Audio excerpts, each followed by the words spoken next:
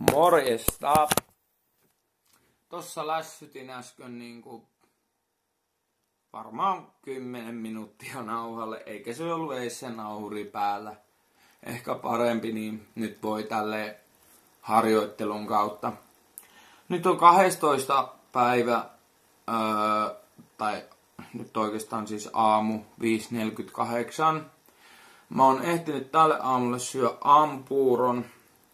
Ja tällä kertaa mä tein toisinpäin. Yleensä mä otan Brintellixin tyhjään mahaan, juon kahvit päälle, en syö mitään pitkää aikaa. Nyt tein sillä lailla, että keitin ne puurot, otin Brintellixin, join kahvia.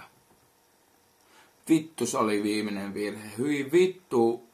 Siis tiedätkö semmonen oksennustaudin olo, mikä on semmonen kuvottava, etova olo on koko ajan päällä. Kaikkihan me reagoidaan varmasti erillä lailla noihin lääkkeisiin, mutta mä annan semmosen vinkin, että tyhjään mahaan.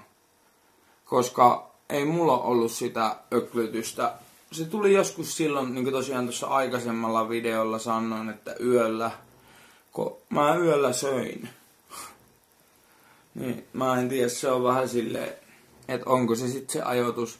Yleensä mä teen silleen, että tosiaan aamulla en juokko kahvia, syön lääkkeet, käyn metadonia ottamassa 8.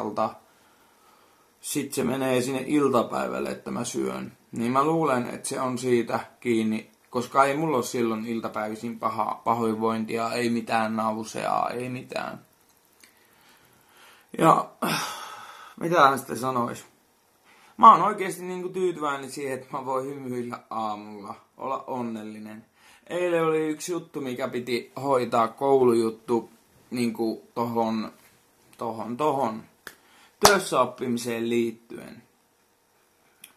Mä oon tottunut toimimaan silleen, että mä siirrän aina kaikkia tommosia. Laitan tekstiviestiä, että mä en pääse, että mä oon jo sairas tai masentunut tai mä oon vittu mummon, eikö äitin siskon luona tai jotain semmoista. Niin nyt mä vaan menin sinne. Mä päätin, että nyt perkele lähetään. Laitoin luurit korville. Kävelin semmoista, tuolta menee semmonen metsärantareitti. Tavallaan semmonen. Mä en nyt osaa. Mä oon niin jumissa näin aamusta. Mä en oikein pysty sanomaan. Semmonen siisti reitti. Talvisin siitä menee hiihtolatu. niin. Mä tein sen jutun. Ja sit kun mä tulin sieltä. Siinä meni ehkä joku puoli tuntia. Niin voi vittu mikä voittaja-olo oli. Oli semmonen, että jes mä suoritin. Jes mä tein jotakin. Jes mä sain onnistumisen tunteen. Ja en oo syönyt nyt pentsoja pitkään aikaan. Elikkä, no, en mä nyt tässä sitä sano, mutta en oo syönyt niitä pitkään aikaan. Siis pitkä aikahan narkkarille aika lyhyt aika, mutta kuitenkin silleen kohtuu pitkä aika. Ja ei ahista. Ja, joo. Oikeastaan mulla on ennen ollut myös aamulla semmonen hirveä himo sinne metadonille, eli lääkkeelle, minkä mä otan joka päivä 90 milligrammaa pullosta alas. Nyt mulla ei oo sitäkään. Ja sit semmonen, että mä oon huomannut sen, että mä Brintellixiä hehkutan koko ajan mielessäni, että kaikki johtuisi siitä. Se on yksi asia, mistä mä haluan todellakin pois. Se on raivostuttavaa. Se on tosi vittumaista. Kaveritkin koko ajan, että sä koko ajan puhut siitä. Ja analysoit, että mä analysoin omaa olotilaani, että kaikki johtuu lääkkeestä. Että kaipa sitä ihminen voi olla onnellinen, vaikka se lääke vähän auttaisikin, että ei sitä tarvitse sen lääkkeen piikkiin laittaa. Jos on monilla samoja ongelmia pään kanssa, että mietitte liikaa lääkettä, niin kommentoikaa, jutellaan asioista. Jos te olette aloittanut syömään tätä, voitte kirjoittaa mulle. Mä ajattelin nyt alkaa pitämään jotakin Brintellix-blogia. Ei niitä ollut suomalaisilla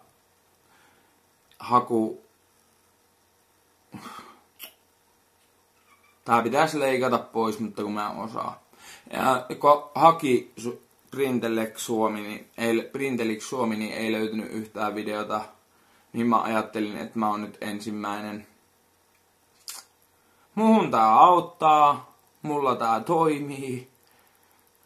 Ei tää niinku tosiaan oo mitenkään niinku huumaava. Tää on tämmönen.